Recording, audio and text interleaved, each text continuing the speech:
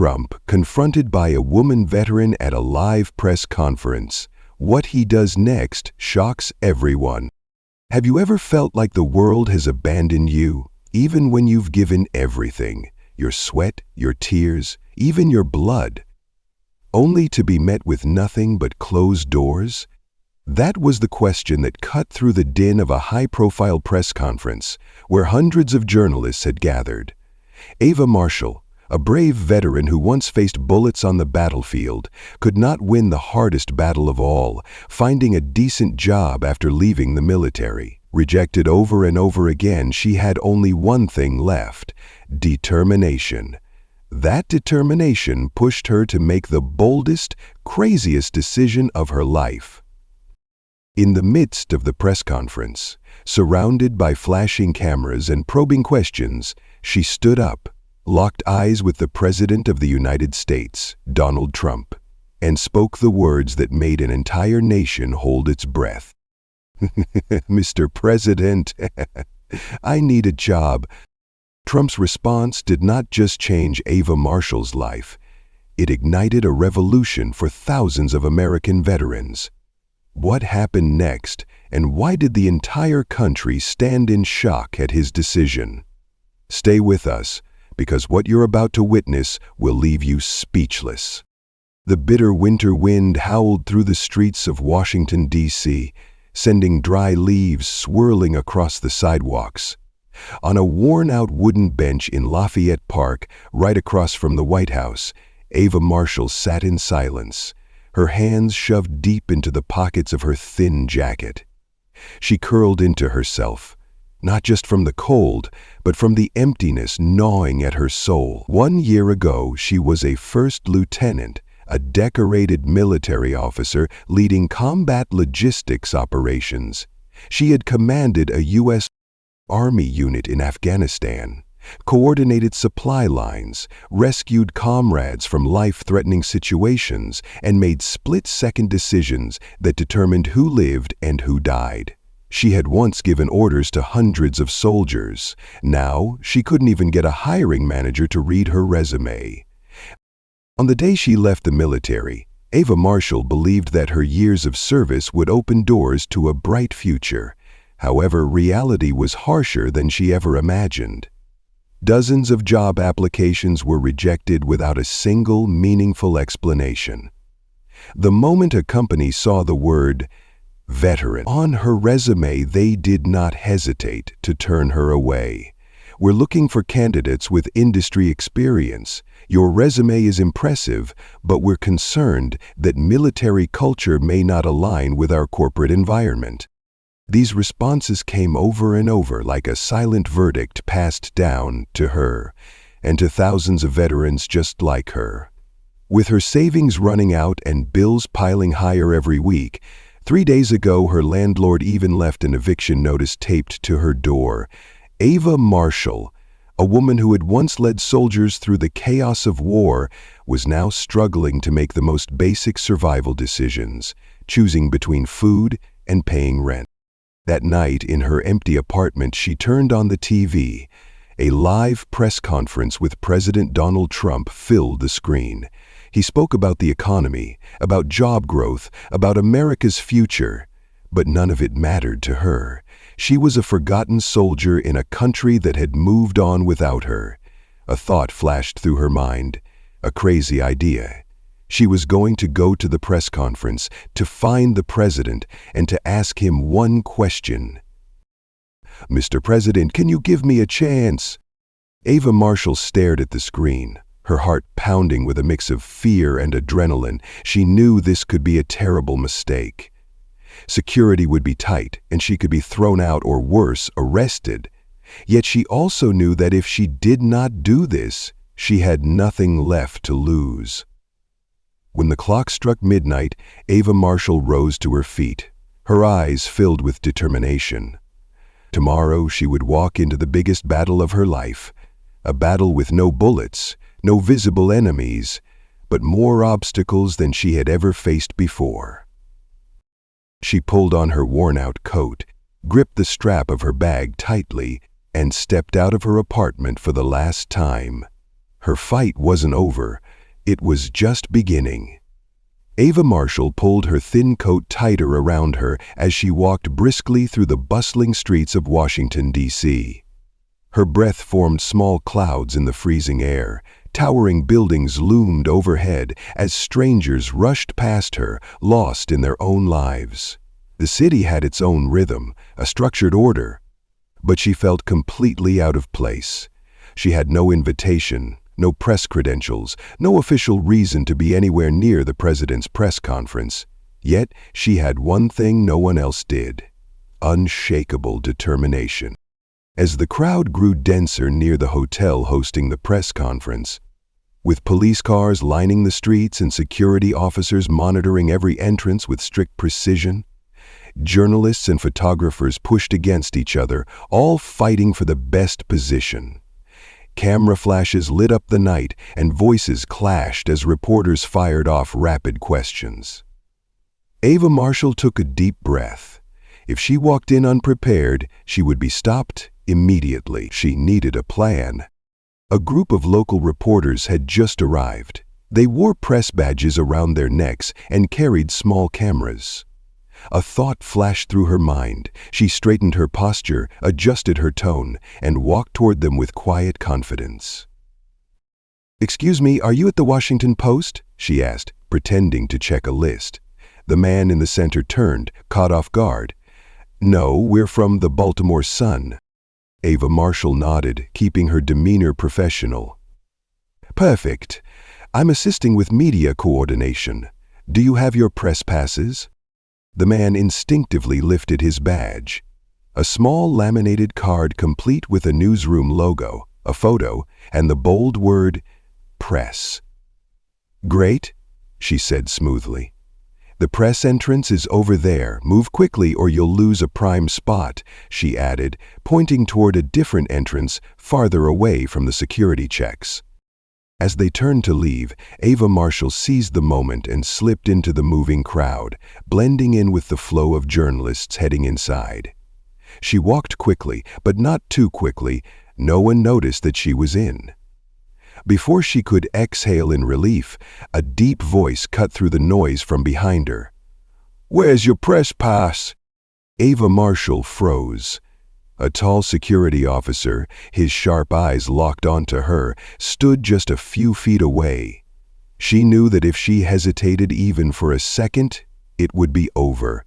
So she did not flinch. She did not panic. Instead, she smiled slightly and gave a slow, steady nod. "I don't have a press pass," she said, her voice firm. The officer narrowed his eyes. "Then what are you doing here?" Meeting his gaze without wavering, she replied, "I'm a veteran. I'm here because I need to speak to the president." He studied her, arms slowly crossing over his chest. "A veteran? That's a nice story. But do you really think the president has time for just anyone who shows up uninvited?" Ava Marshall's hands clenched into fists at her sides. She could feel her pulse quicken, yet she didn't back down. "Did you serve?" she asked. The officer hesitated, then, after a moment, gave a single nod. 8 years in the Marine Corps." Ava Marshall inhaled deeply. "Then you understand. I'm not here to cause trouble. I'm not a politician. I'm not a journalist. I'm just a soldier who once risked everything for this country, and now, when I need a chance to survive, no one will give me one. I'm not asking for money. I'm not asking for favors. I just need a job, and I will not leave until I say those words to the president." A long silence filled the space between them. Then something completely unexpected happened. The officer let out a deep sigh and took a step back. "Lastro, don't cause a—" Ava Marshall couldn't believe what she had just heard. She gave him a grateful nod. "Thank you." Her heart pounded wildly as she stepped inside the press room. She had made it, but the battle was far from over. Inside, dozens of reporters had already taken their seats. Cameras were poised, ready to capture every second of the event. On stage, the iconic White House emblem was displayed against a backdrop, and at the center of the room, an empty podium awaited the arrival of the most powerful man in the country. Ava Marshall clenched her fists. She had only one shot, one moment, and if she didn't speak at the right time, everything would be over. Taking a deep breath and forcing herself to remain calm, she knew that when the president walked out, she wouldn't just be facing him, she would be facing the eyes of an entire nation. She had come too far to turn back now. The press conference was about to begin. Ava Marshall sat in the very last row, gripping the hem of her coat, her heart pounding in her chest, while journalists adjusted their cameras and checked their microphones. Then, the backstage doors swung open and Donald Trump stepped in. In a flurry of camera flashes, the quiet murmurs in the room vanished instantly as he walked confidently to the podium with his signature presence. He gave a slight nod to the audience, scanning the room before speaking. Thank you all for being here today. We have many important issues to discuss, ranging from the economy and foreign policy to jobs and social welfare. The rapid clatter of keyboards filled the room as reporters rushed to take notes. Ava Marshall swallowed hard, her throat dry. She didn't care about the economy or foreign policy. She cared about one thing: her chance, and the chance for thousands of veterans just like her. The press conference dragged on for over 30 minutes, filled with questions about national issues, and although Ava Marshall listened, deep down she knew that if she didn't act now, she would remain invisible forever. Finally, a male reporter stood up and asked the final question. Something about international relations. Trump responded briefly, then glanced at his aides. One of them gave him a small nod, signaling that the conference was over. "Thank you, everyone," Trump said, preparing to step away from the podium. In that instant, before she even realized what she was doing, Ava Marshall stood up. "Mr. President!"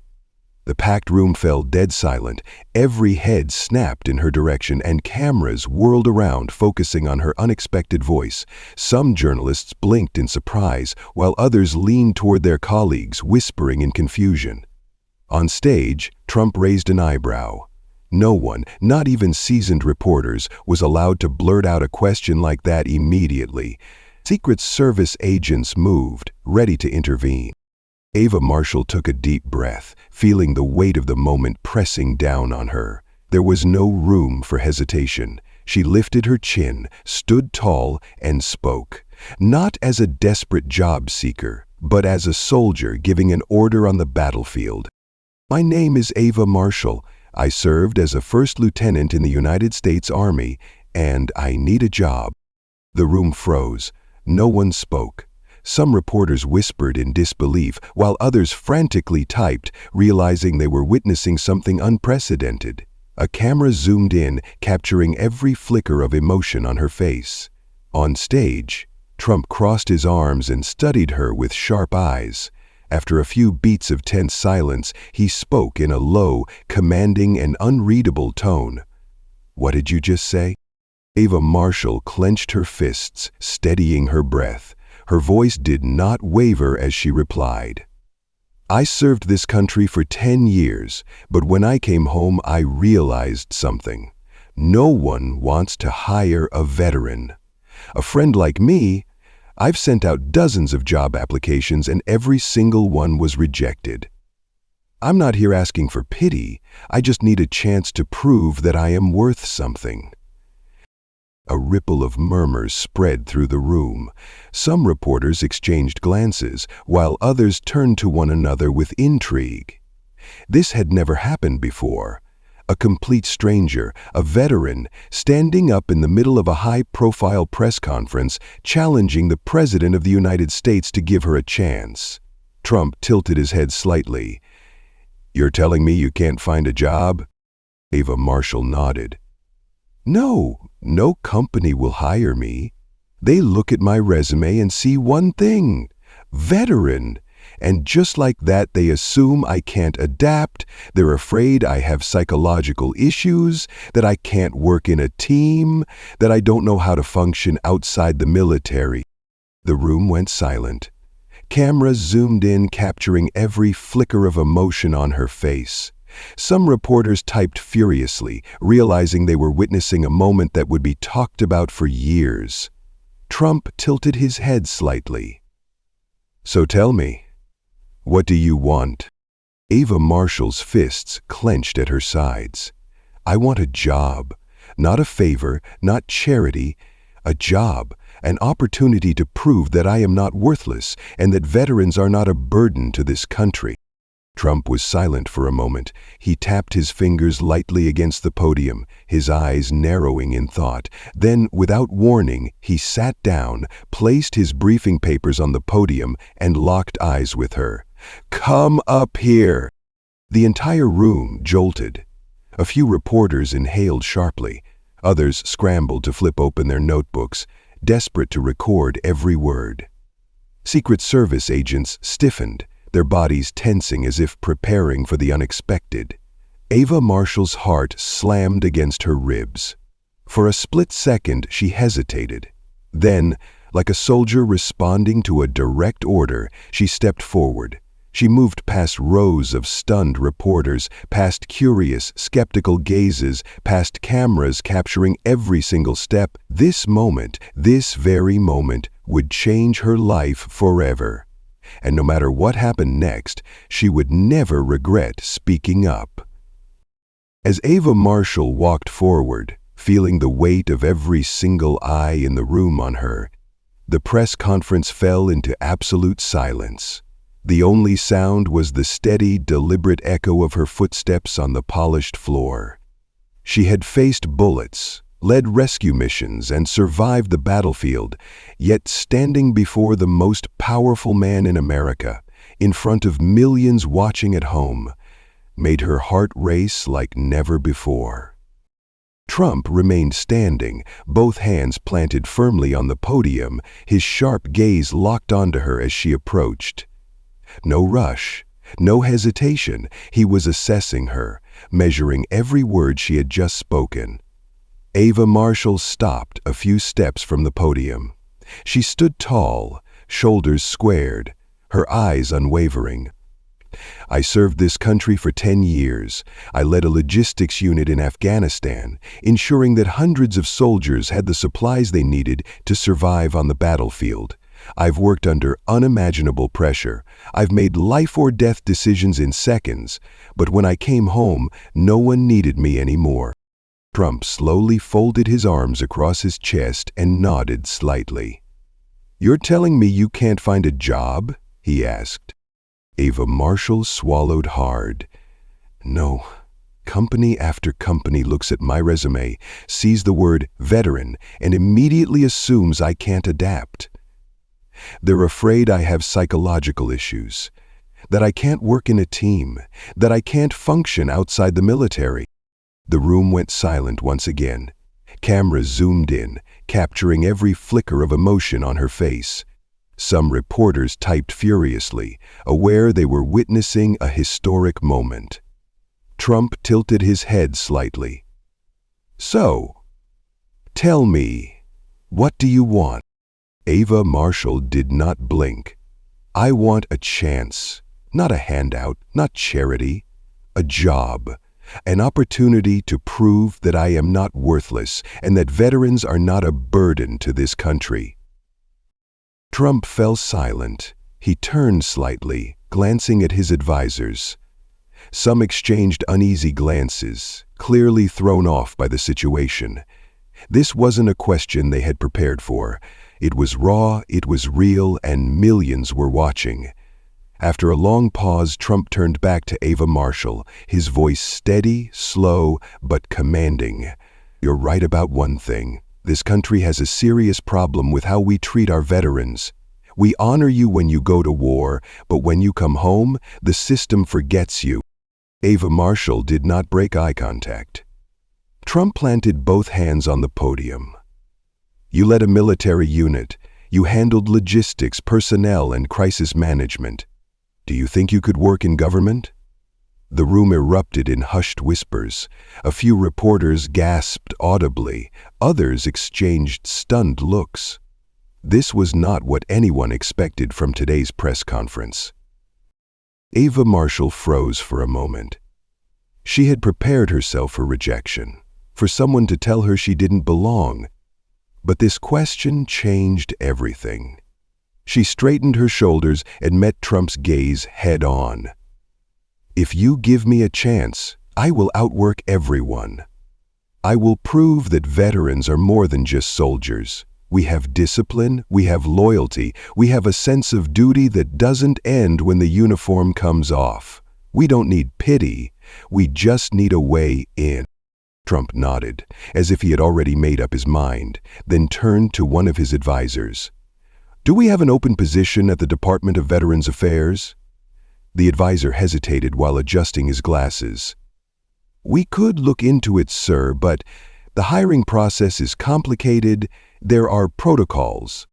Trump cut him off sharply. "She's a veteran. That's the only resume I need." The entire room held its breath as Ava Marshall felt her heart thundering in her chest. Was this really happening? She thought. Trump turned back to her, his voice firm, leaving no room for doubt. "On Monday, you will report to the Department of Veterans Affairs. We need someone who understands the problems inside the system so we can fix them, and I believe no one is better suited for that job than someone who has lived through it." The room erupted. Journalists raced to type, cameras zoomed in to capture every flicker of emotion on Ava Marshall's face, and some clapped in admiration while others sat, mouths slightly open in disbelief. Ava Marshall's legs wobbled for a split second. She had come here ready to fight, to debate, to plead, and she had never expected to win right here, right now. She swallowed hard, then straightened her posture, her eyes locked on the president. "Thank you, Mr. President. I won't let you down." Trump nodded once before turning back to the press. "Any more questions?" A skeptical reporter immediately shot up his hand. "Mr. President, are you certain about this decision? Can someone with no prior government experience make a real impact?" Trump didn't flinch. A small smirk crossed his lips, and his eyes gleamed with confidence. "Good question. When she was out on the battlefield, no one asked if she had experience. They only cared about one thing: could she complete the mission? And I believe she can." The room erupted. Keyboards clattered at lightning speed as journalists leaned into hushed, frantic discussions. This moment, this very moment, would dominate the headlines. A chill ran down Ava Marshall's spine. She had never been trusted like this, never handed such a responsibility. This was massive, and it also meant that failure was not an option. That night, the story of Ava Marshall's confrontation with President Trump dominated every major news outlet. Headlines blared across TV screens, newspapers, and social media feeds.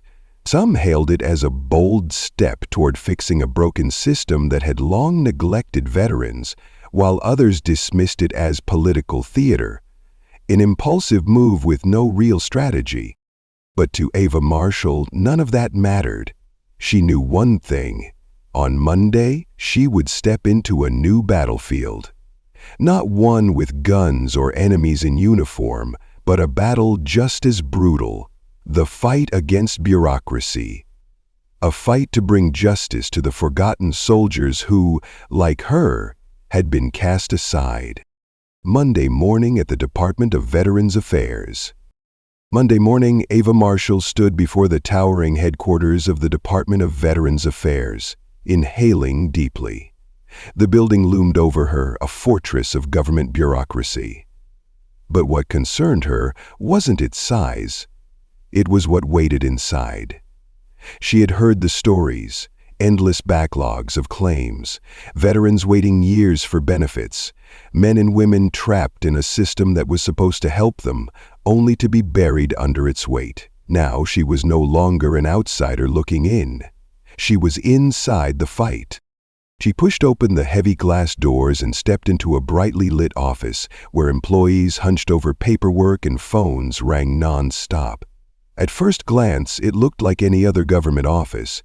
But as Ava Marshall made her way toward the front desk, she felt the stares of others, curious, skeptical, and doubtful. Then, a man in his 50s, wearing silver-framed glasses, stepped toward her, his expression cold. "You must be Ava Marshall," he said. She nodded. "Yes, the president appointed me to work here." The man folded his arms across his chest, his eyes scanning her with quiet skepticism. "I'm Gabriel Winters, head of human resources. Let me be clear, this isn't a battlefield, and we don't operate on orders and obedience like the military." Ava Marshall held her ground. "I'm not here to give orders, I'm here to work." Gabriel Winters smirked, unconvinced, and turned toward an assistant. A moment later, a towering stack of files was dropped onto the desk in front of her. "Good. Then start with these," he said. Ava Marshall grabbed the files, and as she flipped through the first few pages, her stomach twisted in anger. Some applications had been gathering dust for over 3 years. Some veterans had been denied benefits for reasons as vague as incomplete documentation or lack of sufficient medical proof. One case caught her eye. A soldier who had served in Iraq and was injured in an explosion. His request for medical compensation had been under review for over 2 years. Looking up, her voice grew sharper. "Some of these veterans have been waiting for years. Why haven't these cases been processed?" Gabriel Winters shrugged. "That's the system. Everything needs to be reviewed properly." Ava Marshall pressed her lips together and inhaled deeply.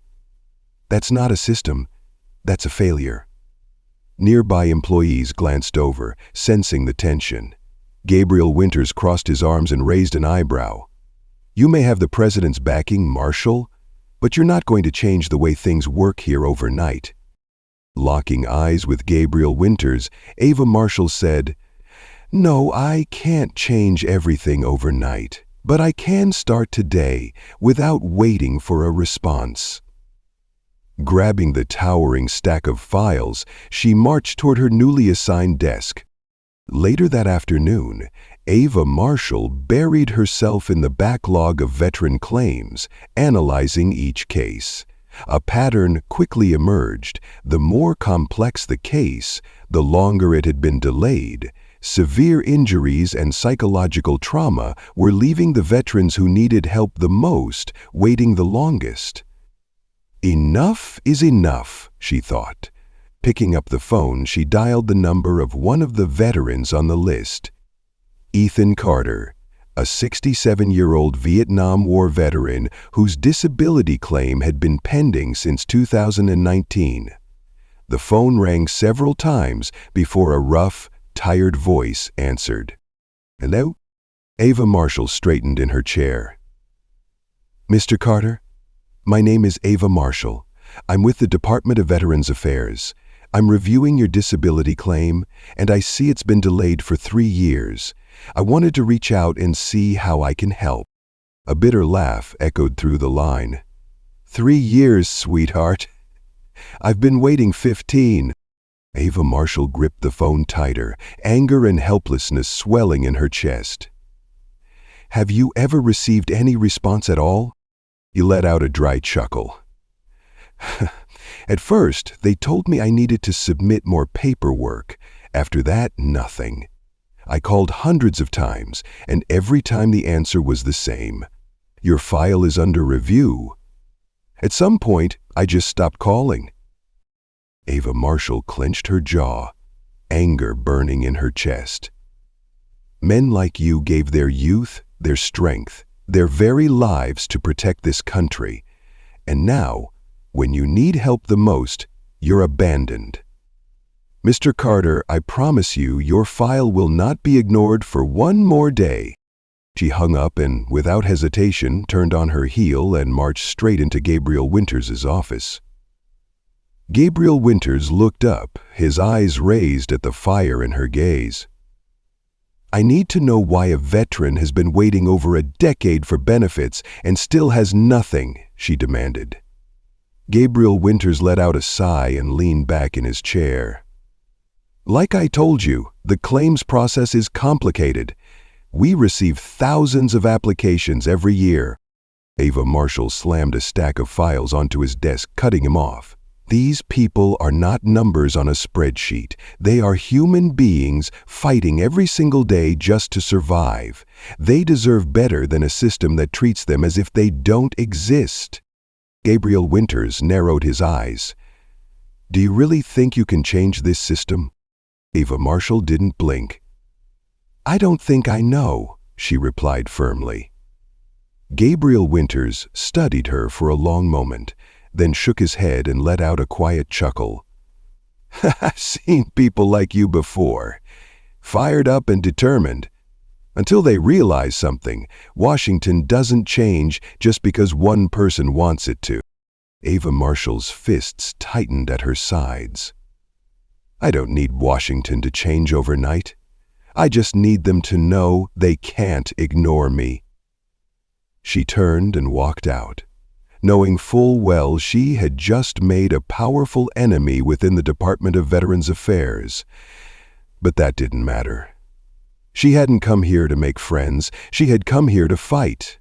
Her first day had been anything but easy, but she knew it was only the beginning. Although she was no longer on a battlefield with bullets whizzing past her head, she was surrounded by bureaucratic red tape and a system that resisted change.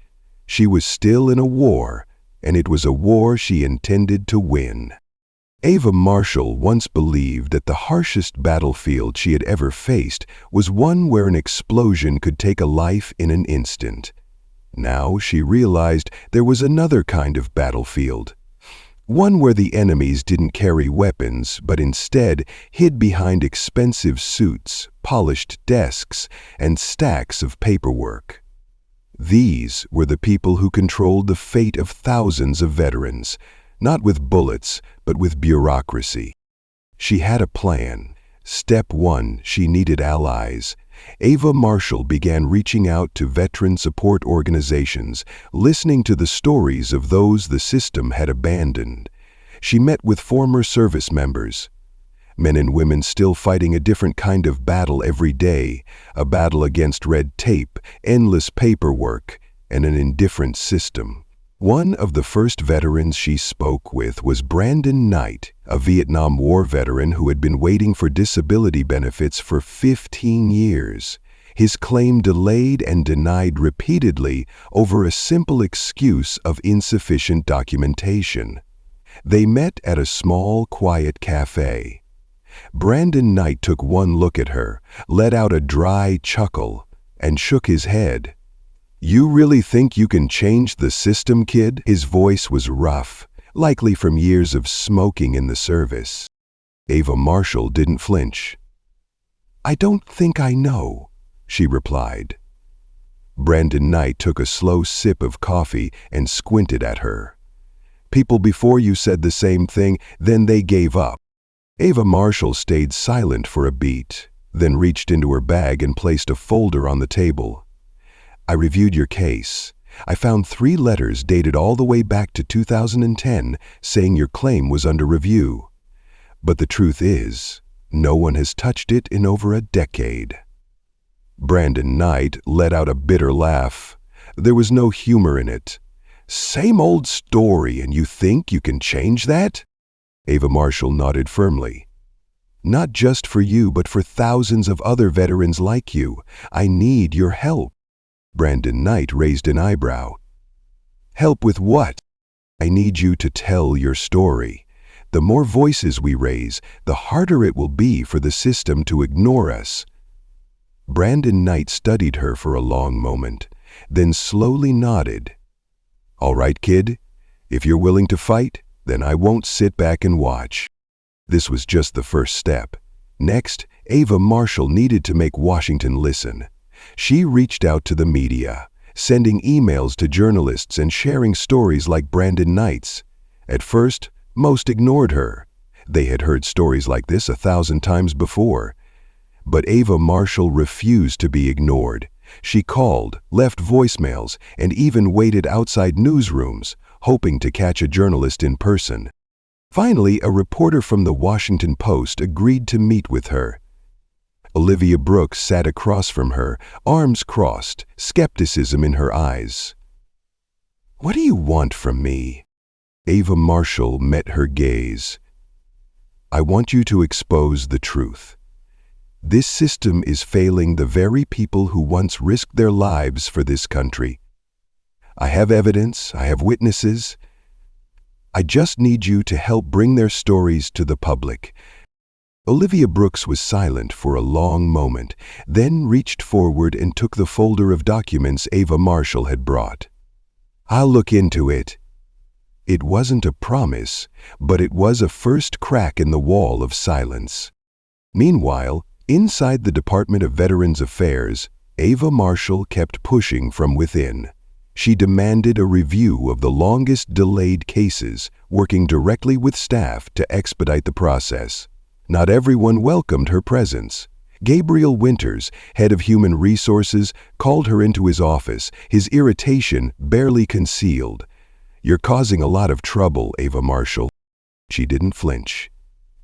"If fighting for veterans is causing trouble, then yes, I am."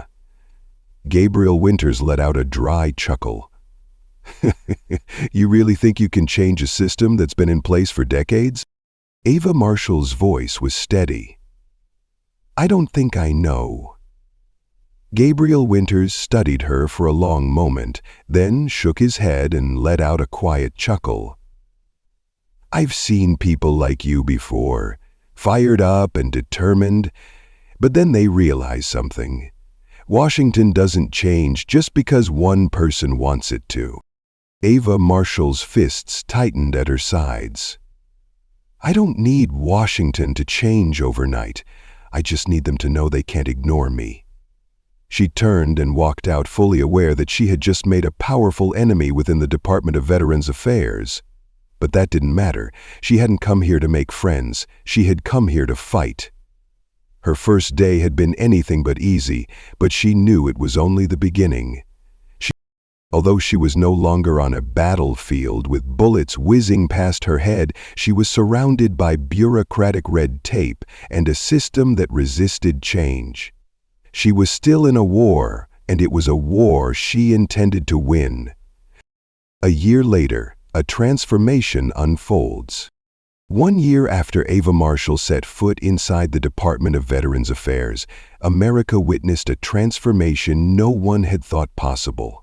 From a forgotten soldier to a leader of reform, she had become one of the most pivotal figures in overhauling the veteran support system. Processes that once took years were now streamlined, thousands of backlog cases were finally processed, and veterans who had lost all hope were now receiving the assistance they deserved. The road was not easy. Ava Marshall had faced invisible barriers and resistance from career bureaucrats who did not want the system to change. She endured isolation, intimidation, and constant warnings that if she kept stirring the pot, she would lose her position. But she never backed down. Using the power of the media to expose the truth, she met with struggling veterans, documented their stories, and turned public pressure into an unstoppable force. She partnered with nonprofits and rallied private sector support to create job opportunities for those who had once served their country. In the end, her relentless fight changed everything. Today, she stood on a stage inside the White House, side by side with President Donald Trump. The room was packed with reporters, camera flashes flickered non-stop, and millions of Americans watched as Trump stepped up to the podium. His gaze swept across the room before he spoke, his voice deep, steady, and full of authority. A year ago, I met a woman at a press conference just like this. She had nothing in her hands except courage and a simple question. "Mr. President, Can you give me a chance?" The room fell silent. Ava Marshall stood tall, her back straight, her eyes fixed forward. She did not blink. Trump's voice grew stronger. "Today I stand here to tell you that she didn't just take that chance, she turned it into a movement.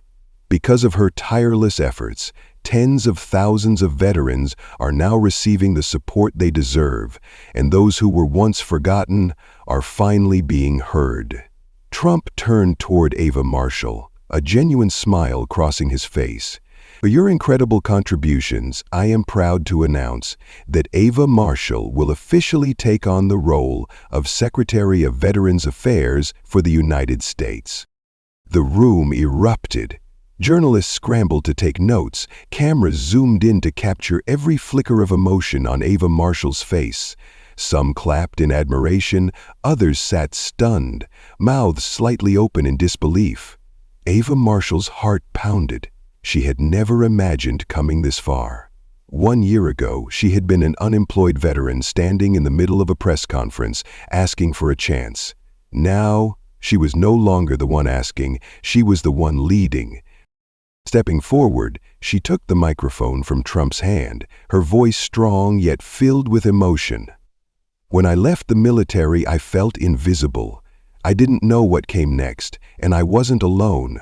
Millions of veterans face the same struggles, forgotten, abandoned. But I stand here today to tell every veteran listening, you are not invisible. We will fight to ensure that every soldier who leaves the military has a clear path forward. This is not the end, it is just the beginning." Applause thundered through the room that night. News of Ava Marshall's appointment dominated every headline and social media feed.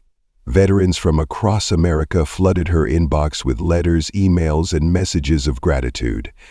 One young soldier, about to leave the military, wrote, "Because of you, I'm no longer afraid of what comes next." Ava Marshall held the letter in her hands, her vision blurring with emotion. She knew the fight was not over, but this time she wasn't fighting alone. She had started a movement, and it would only grow stronger.